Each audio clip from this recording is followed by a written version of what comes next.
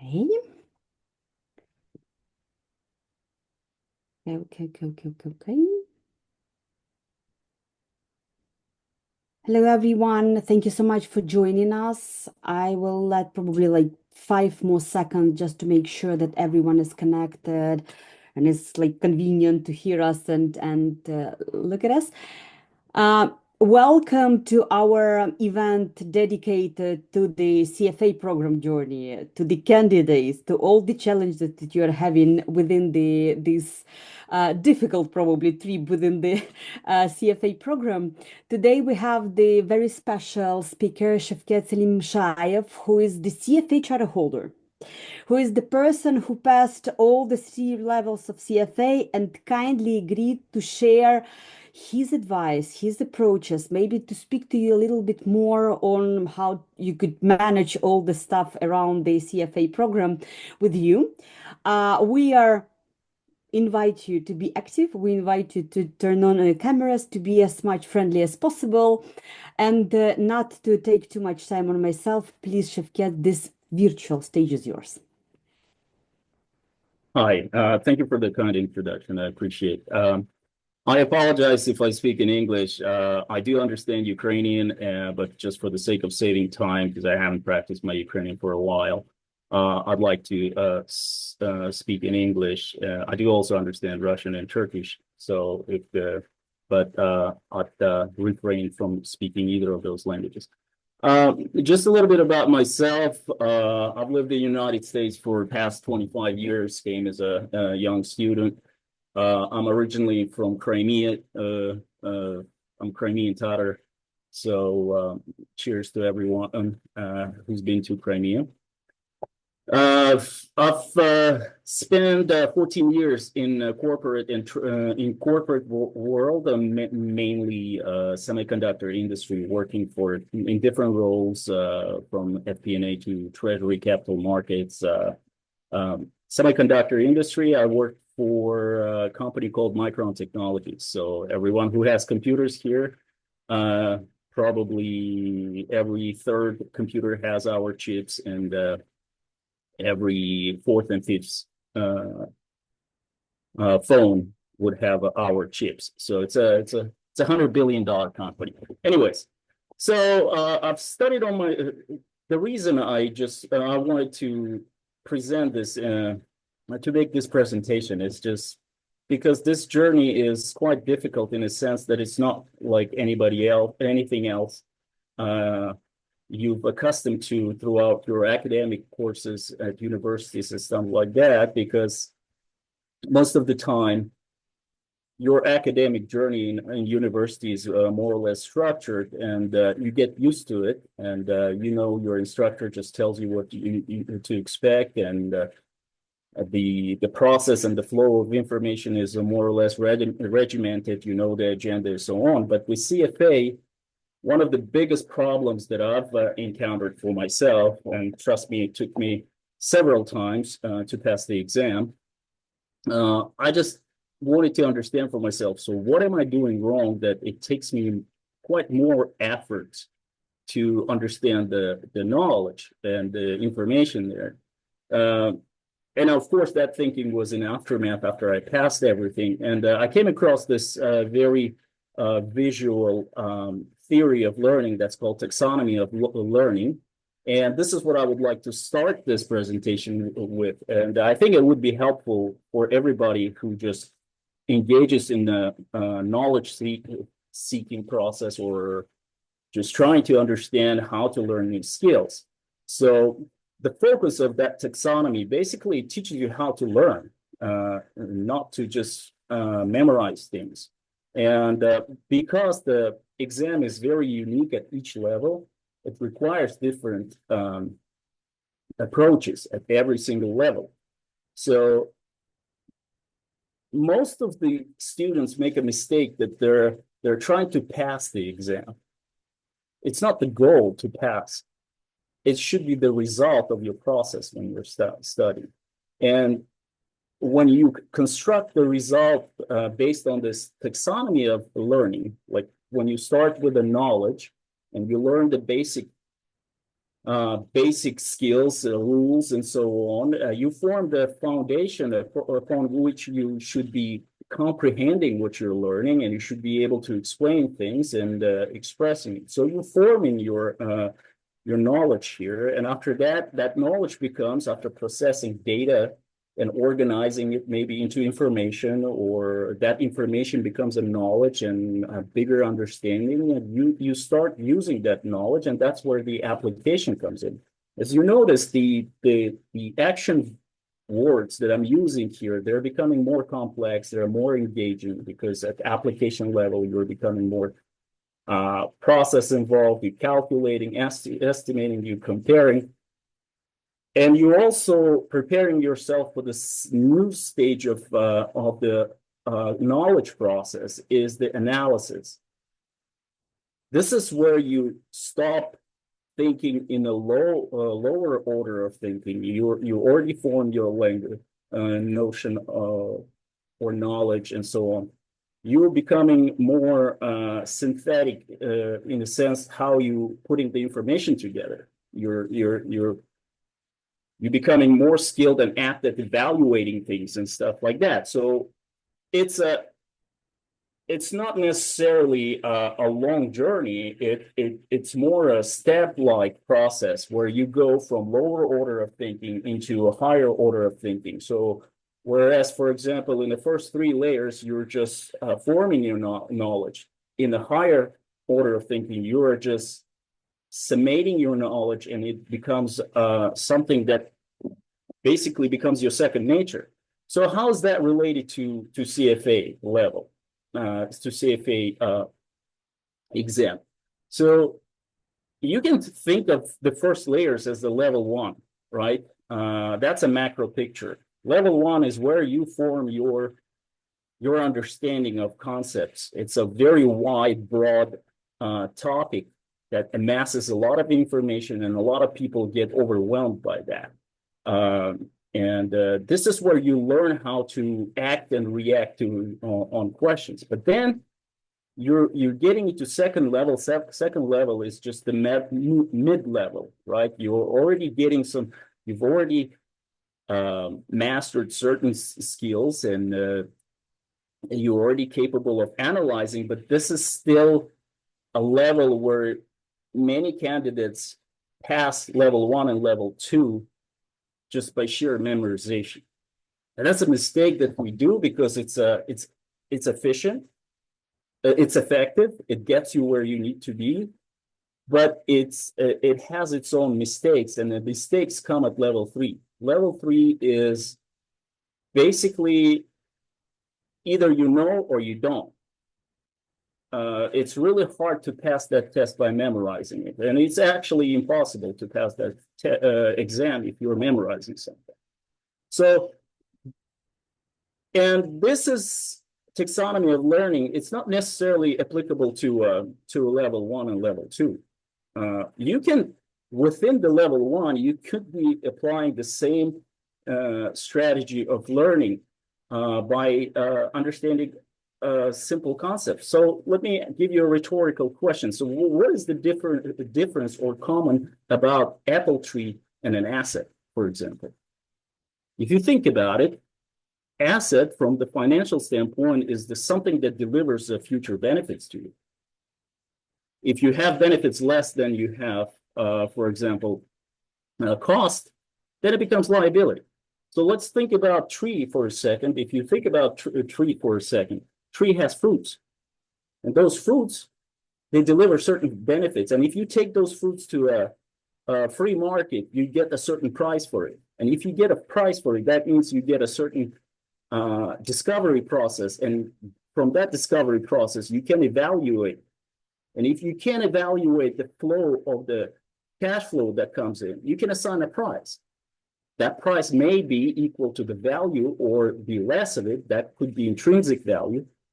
But nevertheless, it becomes a sort of a financial asset, because you can sustain the cash flow, and you can exchange that cash flow for any other asset. So you see here, I'm taking the lower order of thinking, and I'm going to the higher order of thinking. And that's what you need to be doing throughout the entire process of learning the CFA. It's like playing billiard or pool. Most of the people take a first shot and they're focusing on the first shot. Whereas when you take the first shot, you should be thinking number 2 and number 3. So I hope I didn't take much of your time and you were able to see some information out of it. And that's why I wanted to put that before I start going through every level. And let's talk about level 1. So what is level 1? It's walking the beach, not in the sense that it's easy. No, by any means, it's not an easy process. But think about it. When you are just a discoverer and you just landed on the shore of a beautiful island and you're just seeing the entire picture of that beach, right? You see the ocean, you see the prospect of the horizon, you see beautiful palm trees and so on. You're assessing what is there for me to learn. You're getting to know the main features of the island and the landscape, but you're not getting into the grains of the sand, or you're not getting into the depth of the ocean, although you are dipping your feet into the water and testing it. So that's what level 1 is. Level 1 is just 180 in terms of technicalities. There are about 180 questions, no vignettes. Vignettes is the case studies, not a very popular word, but that's what they're using. As a matter of fact, when I started taking the test, there were 240 questions, about 120 questions per session, and it was a paper exam. So you have to manage a little bit more when you're engaged in the test. So what else? It's in a sense, it's a direct questions. Predominantly, what they're trying to test here is that variability to form the lower level of thinking and ability to travel between the concepts fast. And you have only about 90 seconds, minute and a half to answer the questions. Okay, but then factor in your stress.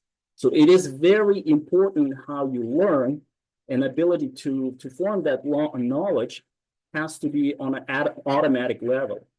And the only way you can do that is just through repetition. So let me give you some factual data about how topics are done. I'm assuming there are some people that have already taken this exam and in the process of this in a certain different stages, but without insulting your intelligence here, I still wanted to kind of give you a little bit of overview, just to give you a picture of the complexity. These are the topics. And I made a little bit of statistical time series here just to cross-sectional analysis, so to speak. Notice that ethics is the largest topic. A lot of people just ignore that ethics, and I'll talk about it later on. Ethics is a very instrumental in terms of when you are on the verge of passing or failing. CFA Institute puts a lot of focus on that. The next one is I wanted to talk about is the equity and fixed income.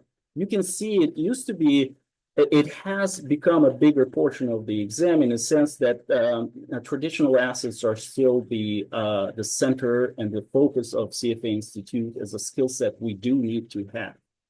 These are predominant asset classes, but however, if you see in the last 2 years,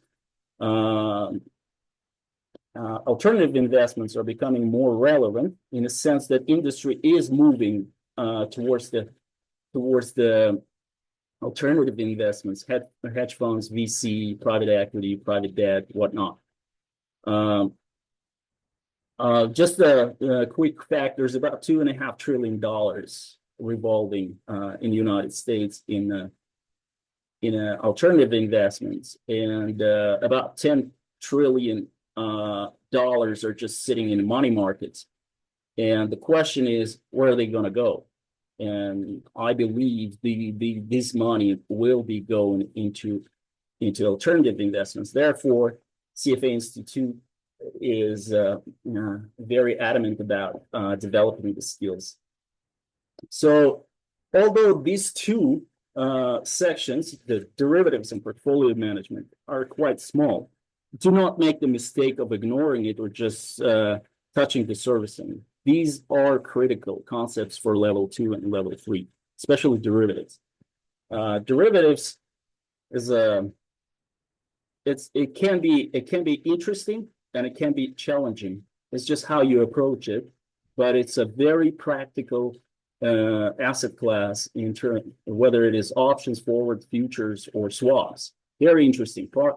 And throughout the course of the studies, you will come to understanding that derivatives is more of a risk management tool rather than return seeking, although you can use it in both domains of practice. So let's go to about key changes. It's been a while since I've taken level 1. I think I've taken it in 2018. And but there are certain changes that took place, and one of the things you should be, for those that are going to be taking up on this test or joining that test, CFA Institute in its curriculum does make a distinction between testable material and not testable material. So for example, there are some sections that will tell you optional reading, like time value of money, for example. Some people should be familiar with that coming out of universities. For me, it was a known concept, but you do have to know it because you're going to be dealing with fixed income, for example, or equity valuations. Financial statement modeling migrated from level 2 into level 1 because it's more of a technical skill to be able to read financial statements, understand the relationships between them. And so I think it's a good idea to put it in the beginning because people start understanding financial statement, especially given that some of the candidates come from engineering and non-financial backgrounds, for example. So it's a little bit new domain of knowledge for them. Technical analysis, thank God it's gone. It's a boring stuff. I don't think technical analysis is applicable for traditional assets. Could be relevant in some sense, to my opinion, humble opinion, that it works for commodity trades or FX, but I don't think it's a useful. I'm very glad that the CFA Institute is making more focus on fundamental investing. A totally new set of skills that came out is practical skill modules, those PSM. You guys probably familiar with that, but these are 15 hours that you need to spend on your own. It's not going to be tested, but you have to complete it before you get your exam results. So you can either choose the Python programming or financial modeling. That's level 1. So that's for level 1. I suggest going for Python programming because in the United States, it's the domain of investments becoming more and more data-driven, and data analysis and AI and whatnot becoming quite a buzzwords. Although financial modeling, putting together projections of main financial statements is also interesting, but you can do that with Python. So how do you prepare for this stuff? And this is relevant for level 2, but I'd like to make it more relevant for level 1. Do use providers. Why? Providers give you insight as an expert. They can help you identify the testable areas. Although it's still a black box, you never know how they put together an exam. But do lean and rely on experts. First of all, and you have to also, I would recommend using the books from CFA Institute. And later on, I'll tell you why. You can dive into books if you're having some challenges with certain complex concepts and to get more details. But do have your own notes, meaning buy notes. Do not write them. You are not a writer. You are not learning to write. You're learning to learn. So do not waste your time on, or do not waste your resources, cognitive energy on writing. And once you got your notes, you can add your personal details, and that's how you can connect the curriculum to it, because you can go and read and get. Everybody has different predispositions to learning and has different approach to learning. So everything that you're doing here is targeted towards training your recollective memory. What I mean by that, you have to be very rapid and quick in taking the concepts out of your long-term memory, putting it on a screen, and moving on. Minute and a half. The faster you can do it, the more time you can save, the more time you can go and check your. How do you really form that learning luggage? Flashcards, Q banks. I think CFA Institute has I do recommend going on a CFA Institute on the candidate's website, logging in and understanding the ecosystem. They're doing a better job at creating flashcards there. They have plenty of Q banks, and actually for level 1, I did take 4 exams. 2 of them, I just took my time on it. On 1 exam, I opened the books and I went through the questions. On the questions that I didn't understand, I went and looked at the answers, but I did make a note of those gaps that I discovered when I was taking the exam. At least 1 exam should be timed, and try to make it as close to the environment of taking. I recommend sometimes turning on some noise, because you're going to be in the environment where there are going to be a lot of people. For example, some CFA institutes, I've spoken to some friends of mine that taken the exam. They've taken an exam when there were 3,000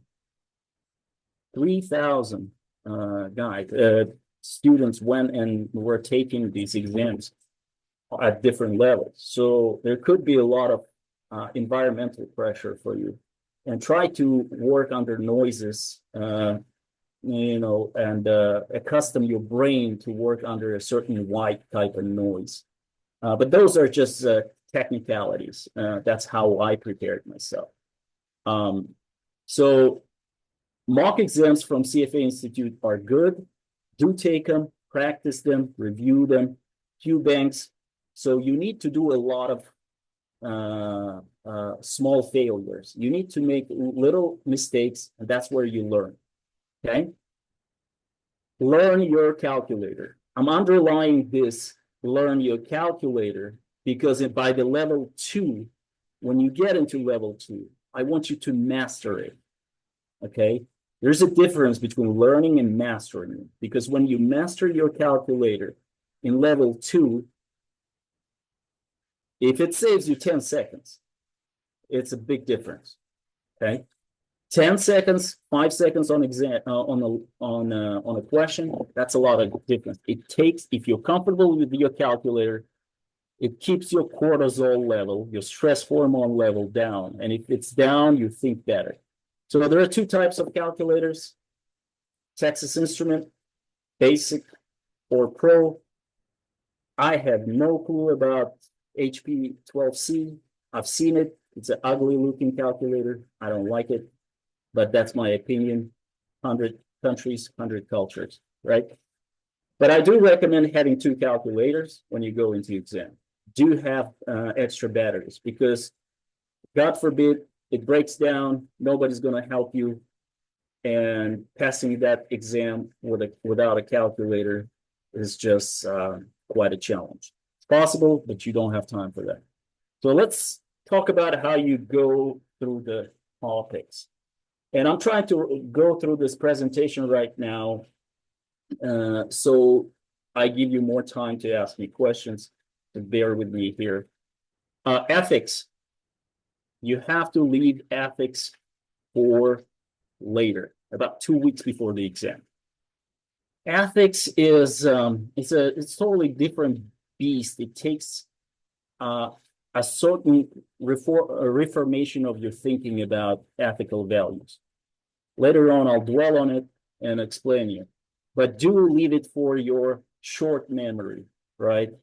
Right 2 weeks before you take exam. But you have to start with quantitative, I think. Everything that I'm saying here, that's my opinion, and I'm not trying to push a certain methodology here, but that helps me. Quantitative methods are the ones that you need to spend some time because they lay foundation for fixed income, for example, like time value of money or statistical analysis later on. That's going to be relevant to level 2. Financial statement analysis, it's also important because you start learning. You need to start learning earlier for something that's going to happen later. Again, you're preparing yourself for that second shot. And financial statement analysis, this is where you start understanding what equity is all about. And there are also certain concepts that are relevant for alternative investment. But derivatives, there's nothing going to be overwhelming here, but there are going to be a lot of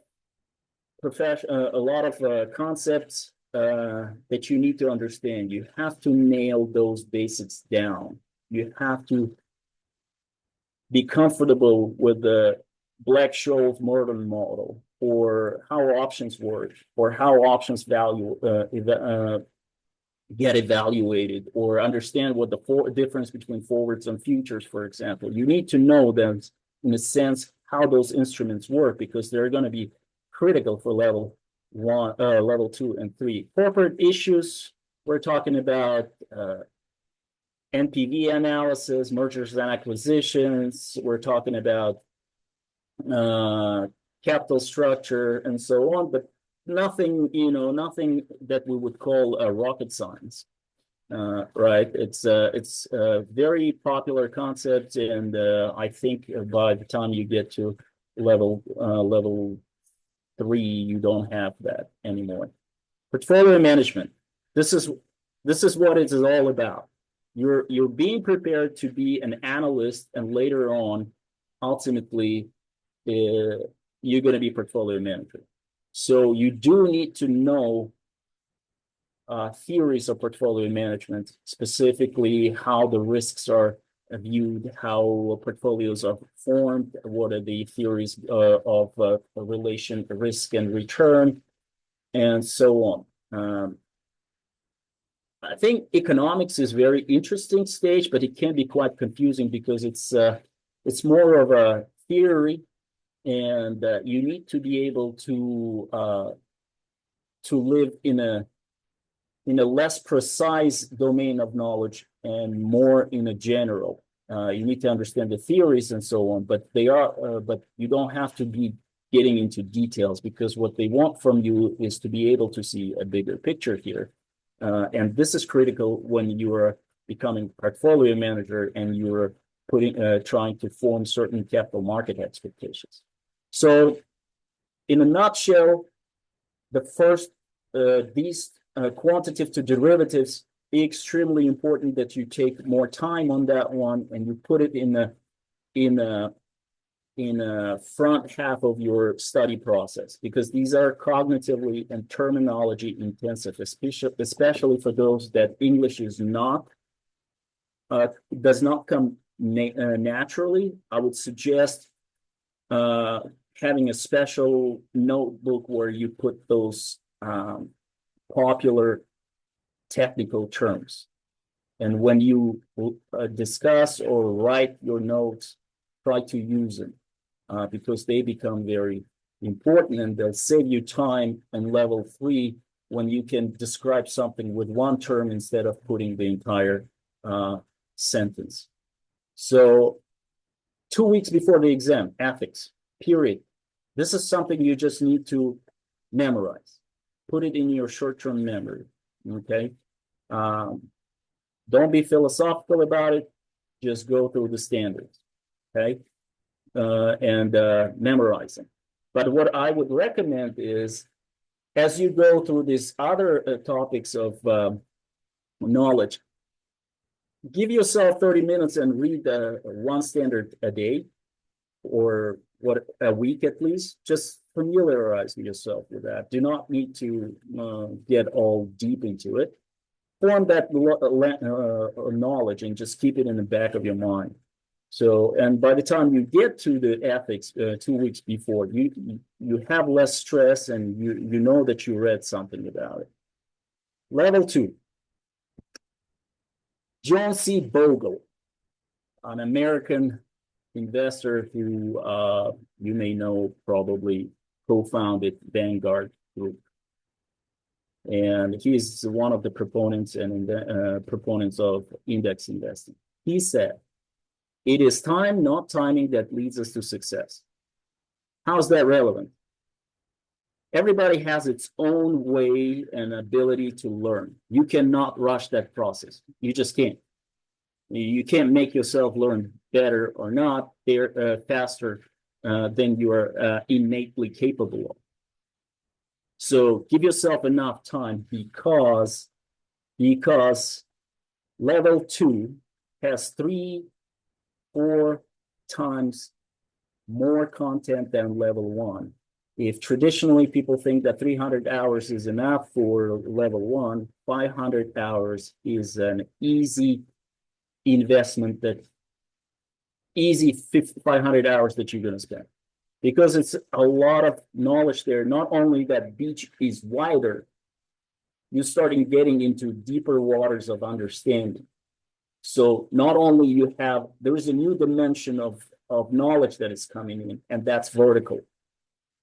It's the knowledge becoming very deep, because so they're trying to prepare you here to deal with the case studies and with the general information, where you need to have 4 questions answered. So you will have a scenario in which they will be giving you a general information from which you need to answer multiple choices. Okay, so they try to prepare for level 3, where you need to be able to start operating at the higher level of thinking. Okay, you need to be analyzing already data, because you already have the basic knowledge. So yes, it is cognitively and concept application intensive. So that's why you need a lot of time to practice. Let's take a look at it. I think what is interesting here in terms of breakdowns of the weights, what is interesting is you're pretty much sitting at the same structure of ethics, but there is a little bit more details given to you. So ethics is like it's like taxes. They are not going anywhere. You're going to be dealing with taxes, so just start making friends with it. Most of as you can see, more or less all the topics are equal weighted. And it's really hard to really hedge your focus bets. What I mean by that, if for level 1, you kind of know what are the predominant areas of knowledge, and you can focus there, because you would be expecting questions from there. Here, it's a fair game, because all topics could be 15%, right? So that's why it's kind of, you have to be spending an equal amount of effort and cognitive effort and energy to learn the material. PSM, again, that's a new something that's been introduced. It's a practical skill modules. You can either choose to learn your analytical skills, Python fundamentals, or Python data science or AI application related skills. I would recommend, if you started on the Python, just continue with the Python, and it's really fun. You're not even gonna think that you're learning something. It's not going to be tested. but you do have to complete all that before the exam results are out and just choose one of the three. It's fun, trust me. I wish I had to go through that, but I took some additional courses there, and it's really fun. I think they're doing a good job. So what are the suggested topic order and strategies? Let's talk about that a little bit. As I said, you need to start early. Think about it as you're a marathon runner, right? You're not sprinting through the material. It's impossible because you need to give yourself time to learn. And you do that by taking maybe 1.5, 2 hours every day. Be consistent. Consistency is the key here. And you do it for 4 to 5 times a day. I'm saying 4 to 5 times a week. I'm sorry, because you do have to give yourself time to rest. Learning is not happening. I realized for myself, learning is not happening when you're just reading something or you're answering the questions. Learning is happening when you're resting. It's critical. You're resting and give yourself good nutrition, eat properly, exercise. Even if you're going for a walk, you think you are not forming knowledge. You are, because when you sleep and when you are just idly walking in the park or just doing some other activities, those synapses in your brain are firing and they are forming the right neurons and neurotransmitters for you to understand this material. Trust me. So I'd like to think about this in terms of, you need to learn in terms of first principle thinking. This is framework. And it's not applicable only to this level. This is how the inventions are done. This is how discoveries are done. You have to be a little bit of Socratic in terms of how you see and how you question a material and information that comes to you. So you have to be able to understand what are the facts, what are the assumptions, what are the presumptions. Always ask questions, rhetorically ask questions, directly ask questions. So why should be an active word of your vocabulary? Because if you don't ask questions, you're not learning, you're passive. And CFA exam is all about active learning. So this is just a framework. You don't have to follow it, but sometimes if you want to have some cognitive roadmap, how do I approach a problem? I think it's a good map to look at. So master your calculator. I mean, by this time, it has to be your second nature. You shouldn't be thinking how to calculate price of the bond. You know how it's done. You know how to store values. You know how to find shortcuts and so on. And I have a couple of resources here. Concentrate on the bottom half of this slide. There are some links. I'll send out this presentation. There is a good YouTube video. You can take a look at it. And then there is a good link from Harris Zamir. He's a CFA guy. I think he's quite structured CFA holder, a charter holder, and he has a website where you can just fill out application and get a free PDF with the. I'll show you right now how it looks. It's a PDF where it tells you the main key things that you need to know about CF calculator.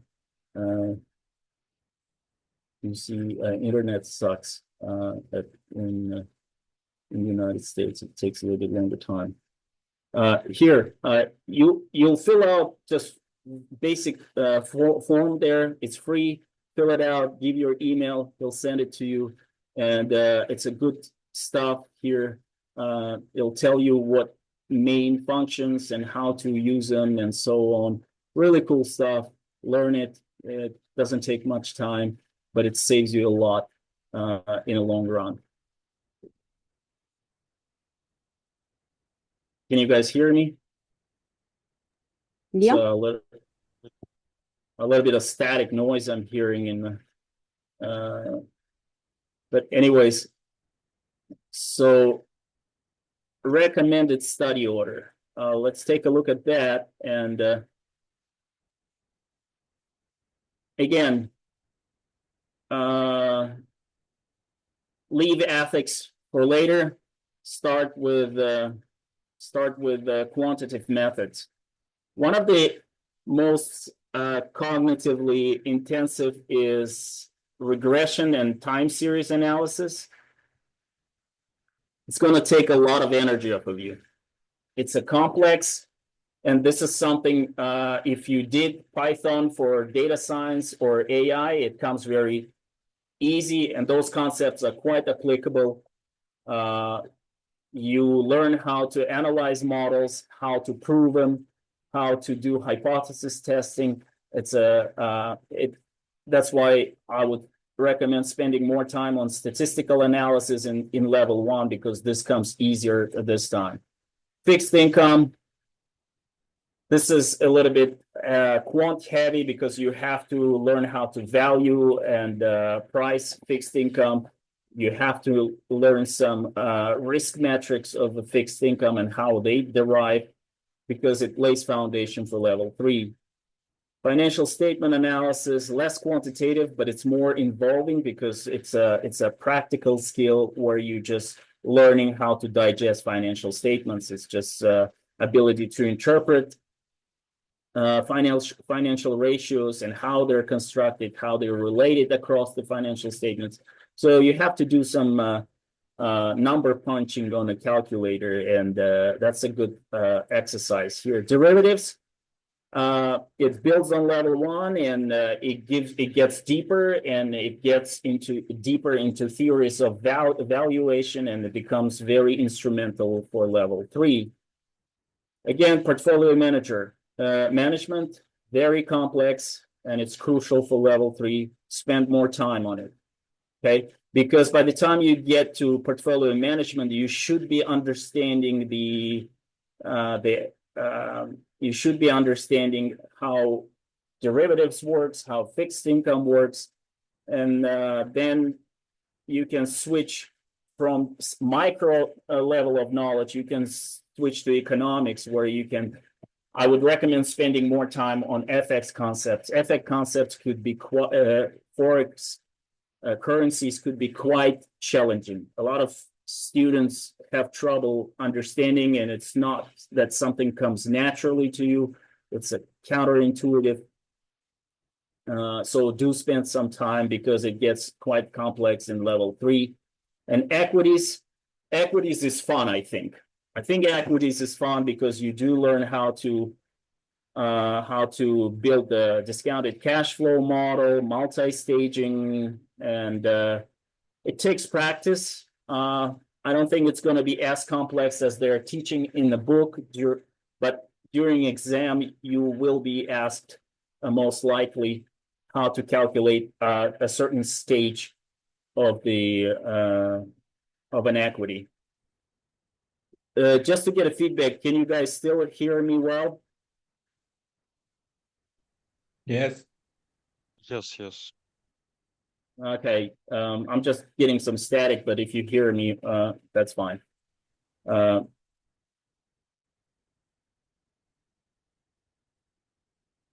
Okay, very good. So let's go to how you're gonna form your strategy. And the strategy is, again, I put together a little framework. It's all about putting a bigger picture, because it's a big volume of information you have to go to. So be always active in asking questions. You don't have to go through entire reading material at once. You can do it. You can take a reading, read the material, form the bigger picture, and do have a note where you write the questions, because as you read something, you may have questions, but later on, if you actively seek answers, you can just further find the answers to it in a further reading, and try to explain things to to a child. I used to take a doll from my daughter and put it on my table and explain things to it. Sometimes my older daughter looks at me and she is a little bit concerned. I'm not, just to make sure I'm not losing my mind talking to myself. But that's what you got to do. You got to be able to talk and explain things out loud, because it's actually a very interesting fact that the nerves that are coming from our eyes into our brain, the nerves are how to say, they're much bigger than the nerves that are coming from our ears. So if you can combine visual with audio, you'll get more information into yourself better. So try to simplify things. So 1 to 6, you can go and do it on every reading. Every reading, at the end of the reading, do go and do end of chapter questions. That's very important. Do the Q bank. That helps you form that learning. But I do recommend making mock exams. Level 2, there's a statistical analysis that's been done by some of the very good providers. And they said that when candidates take 2 to 3 mock exams, and at least one of them is timed, you get really good marginal benefits. So do practice. And another thing that I wanted to stress on, when you are going through your materials, you will see this gray boxes in there. Sometimes they call them blue boxes. These are the examples that CFA Institute wants you to spend some time, because this is where the real learning is done, and you have to do them. So do spend time on those examples and try to practice them there. Again, you can get a little bit more after you get this presentation. So level 3, it is what it says. You have to learn to be concise. You have to learn to be to the point, because this is where it becomes, this is where you are operating in the higher level of thinking, okay? They're not expecting you to solve a formula, but you need to be able to understand a certain formula. And actually there is not much of formulas there. There's not many formulas. At level 1, I think I had to know about 250 formulas. And by the time you get here, I think it's maybe a dozen of formulas you need to know in order to do some calculations. So it's more qualitative. But so 50% of the questions there are going to be multiple choice, and 50% are going to be structured response. Basically, they call them also essay questions. They're not necessarily essay questions, and this is a little bit of misnomer and misunderstanding. But you will be given cases where you have to read them and you have to answer either multiple choice or have to give a certain explanation, justification. And I think it's very cognitively and operationally tough exam. Personally, failed it 3 times. And the biggest mistake was when I was writing answers, I was trying to teach my grader, instructor, for example. You don't need to teach anybody.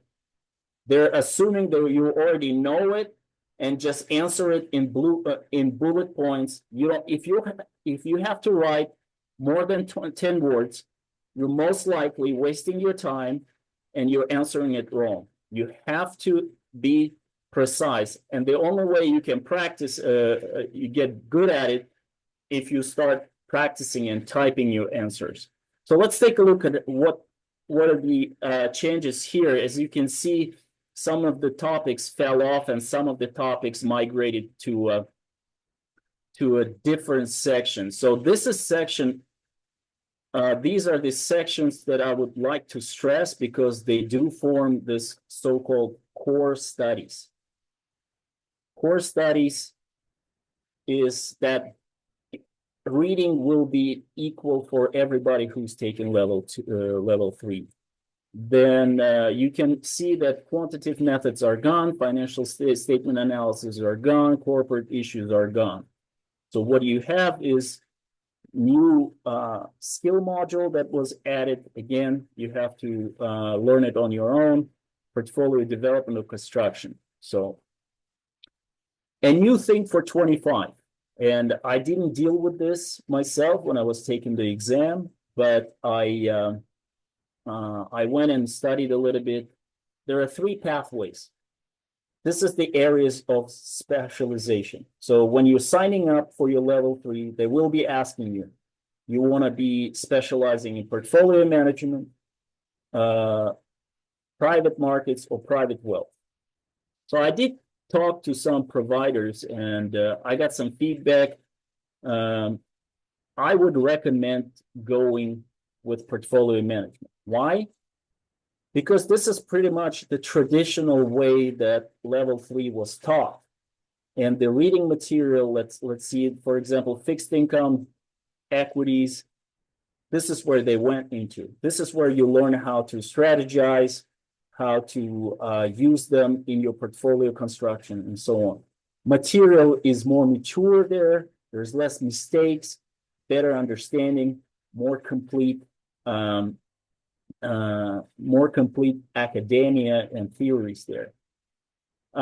If you decide to go with B and C, just be aware. It's the first year when they carved it into a separate body of knowledge, and providers went through that. It's quite raw. It's not complete. There is a lot of mistakes, a lot of repetition. So don't be a guinea pig and don't put yourself through extra stress, because at the end, when you get your CFA certification, it's not going to say that you're specialize at portfolio management or something like that. It's still going to be the same CFA designation. If you want to learn about private markets or private wealth later on, you can do it on in the ecosystem. There's a lot of good materials there. You will have access to it, and it's for free, most of it. So yeah, that's the recommendation for you. So you have to invest time at level 3. And as I mentioned before, I failed it 3 times because I was mostly was on the left side of the spectrum of effort, so to speak. I was doing the same thing as I took the same approach that I did for level 1 and 2, and the approach was mostly memorizing things. If you do that, you're putting yourself at risk to be not to be not to be able to pass it at first try, because you can see historical rates are quite aggressive here, on average 45% roughly. But this is something that I discovered later on. It's been there in the book, but I always skipped it. So this is from the books, and it tells you everything that is in the books, the problems, solutions, and examples these are what you're going to be tested on. So they tell you, do spend time on those in-book examples. Do pay attention to some so-called white text examples. White text examples is basically the examples that they're making little calculations there. Do pay attention to those. And especially when you have a white text example and you have a book you have an example in the book, those gray boxes, and they're discussing the same theory, and then you can also get the same end of chapter question. Well, it tells you it's most likely going to show up there, and do spend time on that. Another thing that I would like to pay attention, direct your attention to, this is errata. When you go to CFA Institute, errata is where they publish all the mistakes. that they found in the books or been reported. For example, if you look at this one, right? If you look at the level 3, for example, every month, I think, once the study window is open, they'll publish this content, and they'll take you by section and will tell you, you know, question 26 on this page has this mistakes and it should be this. They tell you what needs to be replaced with what. Very useful, especially for very computation intensive parts of the exam. So I do recommend spending time and stay connected to that source of information. Correct your mistakes in the book on a monthly basis, because there were times I couldn't wrap my mind around the problem. It was like, what's going on? Why is this not making sense? And later on, I discovered that they just mistake. So how do you really prepare yourself? There's going to be about 30 readings. I think in terms of readings is the least number of readings, but you need to be very active. You do have to learn from the book examples. And when you do that, you just practice through all the wide examples 4 or 5 times. If you have an opportunity to be in study groups, do it in study groups, but have somebody who's very organized. For example, I had a study group of 9 people, and I knew beforehand what I'm going to be discussing, which problems I will be discussing. So I prepare myself, I discuss it, and during the discussion, I actually can get a feedback from other people, and they'll ask me questions, and I'm able to explain it to them like they're 6-year-old, so to speak. And this is where you're learning. And actually, it's very effective. 8 out of 9 people in my group passed. It works. Study groups do work and do form them and study together. But as long as you have a very organized process. So mock exams. As I said, one of the providers did some research. After a certain number of mock exams, and it's usually 2 or 3, it doesn't make sense doing more mock exams. If you didn't learn enough in level 2 and 3, in first 2, 3 mock exams, most likely you're not going to be able to close that gap. And do give you a month and a half before the exam. This is where you're going to start testing it. One of the providers of tests is called Bill. His name is Bill Campbell. I use them. Not necessarily you have to use it, but I show the links to his. He has one of the toughest mock exams. And what he also does, you can buy one exam. I don't think it's very expensive. You can buy it, answer the essay part of it, where you have to give structured responses, send it to him. He will grade it, book a marking session with him while you go over the answers, and he'll tell you what you did good, what you did bad, how you need to answer this question in terms of what is the best way to answer it, and what is most efficient way to answer it. So it works. It was one of the best investments that I did, booking time with it. So the next section I wanted to talk about is ethics. So if you're thinking whether you're ethical or not, doesn't matter. It doesn't matter because we have a funny saying, it's not your ethics, it's CFA Institute ethics. And indeed, they're not trying to discover your behavioral values or test them. They're just trying to test your ability to apply standards. And because it's still a largest topic, and it starts from level 1, and it just pretty much accompanies you throughout all the process. What I found very important and useful for me is the mnemonics. What is mnemonics is basically, I give you an example here. Standard 1 is professionalism, right? In order just mechanically memorizing it, which is a little bit more effort for me, for example. I'd like to create something that is unique to my understanding. And because the standard one is professionalism, I thought, okay, let's remember it as Kim. Kim, my friend's name. Kim is a solid professional. So what does that mean? Every letter just stands for subcategory of that standard. Knowledge of law, independence, objectivity, misrepresentation, and misconduct. Those are key concepts. And by the way, these are very important concepts to know and being able to see where the violation is. So something like that you can do for all 7 standards. And you do need to have basic structure of those ethics. So another thing is you have to read it about 3 times at least.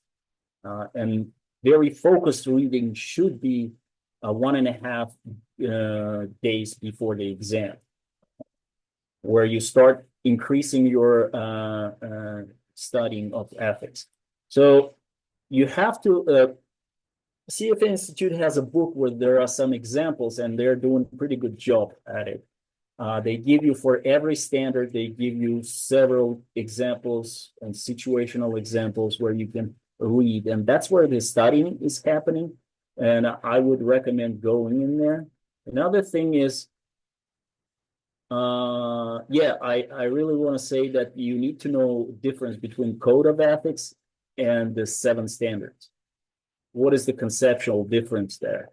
What is a recommended way of acting, and what is expected, required? So you do need to know that. Do not ignore GIPS. GIPS is something that they added at level 3 for ethics. It has to do with the standardizing how industry reports results of investments, and there is a way to go about it. There are some calculations that you need to do, nothing complex, but you need to know them because they are being tested. They're much more detailed on its own, but CFA Institute doesn't want you to know everything in there, but main themes and concepts are testable. So, like I said, ethics, very counterintuitive in a sense that what is ethical to you, not necessarily what is being tested. So therefore, most people tend to take most extreme answers, and that's usually where you make the mistake. There is, if you know standards more or less, you will be able to identify those. And in level 1, when I was taking it, it was always my problem. I would take a most extreme answer, and that would be a wrong one. To help you build a better picture about ethics, Bill Campbell, I have a link here. He does have a website where you can just go and buy it for $10, I think. He makes a fantastic summary of ethics and tells you in a very plain language what is good, what is bad, basically. And you just need to register, buy that for $10. And I think if you don't have to buy anything else, do invest into this one, because he does a great job summarizing, and it has a fantastic sense of humor. That guy is very funny. He's a very skilled CFA guy. He's a mathematician also. So he's very structured in understanding complex themes. So I want to quote this because it comes directly from CFA Institute. They do make ethic adjustments to your results that can bear a positive or negative impact on whether you pass or not pass the final exam. So do spend time on this one, practice it. So ethics cannot be taught. You either have them or not, but there is a fundamental understanding that needs to be developed for you. Very important. So at the end, these are my providers. I think that the resources that I used, so you can go and discover themselves for yourself, but I wanted to bring some of the most important ones. Is that Investopedia, love Investopedia, very reliable source. Sometimes I go and get really good concept polished. If I'm confused about certain things, it has really good examples in there. Analyst forum, I did spend some time on it, but it's the oldest forum and it's very reputable. It has a lot of good advices there. Go there, but don't necessarily live in there. You learn on yourself. Very important point 3, learning objective command words for level 3. And what it is basically when they ask you to write an essay question, they will start with compare, contrast, define, demonstrate, or justify, evaluate. So sometimes most candidates do not thoroughly or clearly understand what they want from you. Because if they tell you justify or identify, for example, if they tell you identify 3 people in the group and tell me which one is Kostya, all I have to do is just direct to it. I don't need to tell him birthday. I don't need to tell him his last name. I just need to tell him his name because that's what was asked. And you have to be efficient like that, because if you spend time on anything else, on more, you're just wasting your time. Mark Meldrum is a Canadian professor that does a great job, and I really love taking video classes from him. He has a very good way of explaining concepts, and actually he has a free study planner, which is very useful. You can use the study planner to lay out your study process, and there is some free content of lectures that you can test out there. Some of them are still relevant. Level Up, Mark Lefebvre, he specializes on level 3. Good weekly workshops. I've taken them. What they do, you get into live classes. He teaches you that, and he goes through the curriculum page by page, and he tells you what is critical. He's very experienced. He has a very good skill in identifying what is testable, what is not testable, and I think it's worth taking that. Bill Campbell, I mentioned him before. He has a very rich library of articles. I suggest buying some mock exams. They are brutal. I almost felt suicidal, just joking, because I never did better than 50% on those. It's just impossible because the guy is so familiar with the details, and it will hit you in the areas that you thought you don't need to know, or you knew, and it'll just knock you on your butt. So do spend some time, practice it. It's important, it's useful. For study notes, IFT does a great job of summarizing, and I would recommend them. They have a good job of summarizing it. It'll save you a lot of time, and just really good work there where you can enhance them with your own details. And I think this is it. Before I end this, I really want to end it with something that I think worth remembering and keeps you motivated.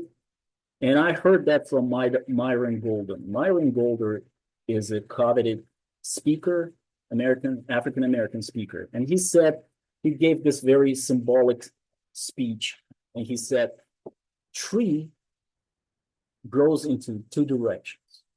It goes up, which is the fruit system, and it goes down, which is the root system. The root system is gravitropic, which means that it grows away from the light, from the fruits, towards the gravity. And phototropic nature of the tree is the one that grows towards the light and away from gravity. So most people, the problem of most people, that they love the phototropic nature of their success. They like to speak about their fruits, and this is something that people can see, but they don't love investing into the gravitropic nature of preparation. But this is the stuff that you do when nobody's looking, but it's worth doing because that makes you worth looking at if somebody decides to look at you. Okay? So that's why I'm saying you have to stay motivated and you do have to know what you're into and why you're doing it. I've met with a lot of CFA guys and very established portfolio managers, and I asked them, listen, there is a lot of criticism about CFA program, and some are doubting it right now.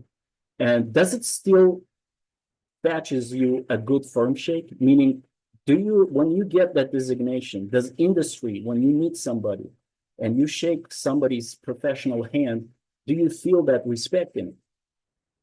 Adamantly, decidedly yes. And it's a truth because it's not a picnic, it's not walking apart. The biggest challenge is to stay motivated. And how you do that is because you have to build that root system for yourself, because this is how you learn. So sorry if I took too much time. I hope I was able to deliver certain things, but ask me any question, and I can always say next question. So Thank you so much, Shavkat. We will wait for the questions because someone is just typing and we will wait for it. I always receive the question, what is the perfect combination of these reading tasks and videos and then mock exams and so on and so on? yeah, I mean, there is no perfect combination because there is no the same person, right? Even zebra has unique stripes on themselves, right? So your way of thinking, learning is totally different, but the key is being active. You cannot form your language, your knowledge by just reading the material. No, you have to, the way I did, for example, when I read a page, I would write I always had a pen in my hand. I would write something, I would read a paragraph, and I summarize it with 2-3 words. I read something, and if it's worth concising it, so when you go and reviewing it, all you have to do just read those notes because they're made to you. If something is original to your thinking, you will always recall it. You have to be original in how you learn things.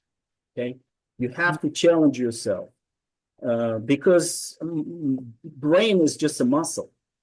You just need to exercise it. So I do find a lot of good videos, and they help. Some videos that will help you go through the easy topics, and I would recommend go through them because you can save some time and just spend there. But do talk to yourself. Do explain it to yourself. If you have to talk to the wall, talk to the wall. But you have to repeat and explain things to yourself. And when you do that, because another point, sorry, very quick, because English is not your native language. Yeah. Start becoming English speaker for the next 3-4 years, or 2-3 hours a day. Talk to yourself in English. So that's what I could say. We have questions in the chat. So we have a question from German, who's any advice on the study notes for level 3? And then the follow-up about this, why did you move from MM to level up at level 3? What are the advantages of level up? Oh yeah, good question. Thanks for that. Like I said, level 1, level 2, I was doing pretty much the same. And when I actually, first time I failed with Mark Meldrum is because I kind of accustomed to the same way of taking notes, studying, and so on. Not that Mark Meldrum is not good. Mark Meldrum has a very unique philosophy. He teaches you how to learn. He doesn't teach you to pass exam. He wants you to be a professional. That's what he does, and he's good at it. But people get into that process, and they don't really practice writing in level 3. And level up, this is where I learned how to write.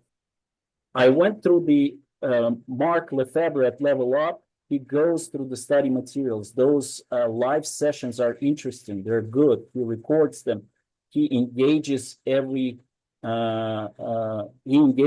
student there. He will ask questions. He knows how to ask questions, and he'll flip the questions in such a way where you discover a new facet of the knowledge. So it's very interesting. And my biggest recommendation for level 3 takers, create a Word file. And when you take and just learn how to type, get yourself the most awkward keyboard, because in those test centers, they have very weird and awkward keyboards, and learn how to type. Even when you answer multiple choice questions, when you answer multiple choice question, write answer why A is correct and B, C is not correct. Okay. When you type essay questions, learn to be short. So that's important. And it's not going to happen first time. You have to go through those book examples. You need to answer them in your own way. Learn the jargon, learn the keywords. So that's the only way, just typing. I retyped probably 200, 300 pages of just retype the answers. Back in the day, it was you had to write answers with a pen, and some people were just rewriting over and over. You have to get mechanical for it because it teaches you how to think in the most efficient way. So that's the answer. I totally agree. We have quite a good question because it's quite like a very common question. What is the better for learning reading CFA books and occasionally look at the provider's notes? Or vice versa, reading the notes and occasionally delving into some concepts of the CFA books? I think there's not a big difference. For me, for example, I would go and read, get that first pass. This is how I open up. I open the reading and I see learning objectives, right? I see the learning objectives, then I go to the summary of the book, of the material. I'll read the summary. I'll flip through the pages and I'll look at the exhibits. Exhibits are important for level 3 because there's sometimes a lot of bullet points. And if you see the concepts with the bullet points, you need to know that stuff. Very critical. I will also map out how many examples, white box examples are there, meaning in-text examples, and those gray boxes where the examples are. I would also mark out paragraphs before and after those blue boxes, because most likely this is where the meat and the essence of the studies happens. So there are also a very important thing. Sometimes they don't number examples, but they have this little bridge sign on that. And that's a bridging concept that helps you to migrate from one concept into another, connect the dots. So that's important. So using notes, like I said, notes is just a summary. It kind of helps you regenerate the knowledge that is stored. It just activates it. But there's no particular pattern. The only pattern is just be able to explain things. So you have to be able to simplify concepts. That's it. So you do have to do, I would recommend doing end of chapter examples. End of chapter examples, they're not challenging and they're not supposed to be. This is where you can just firsthand check your gaps, right? You can check your gaps. Then if you have additional Q banks, go to learning ecosystem at the CFA Institute. They do have, sometimes they have the same questions in there, but sometimes they don't. And you can spend some time there. You will be surprised that you can make mistake on questions that you answered properly. And after maybe a month or two, you don't know how to answer that question. It's very interesting. That's why you need to practice that.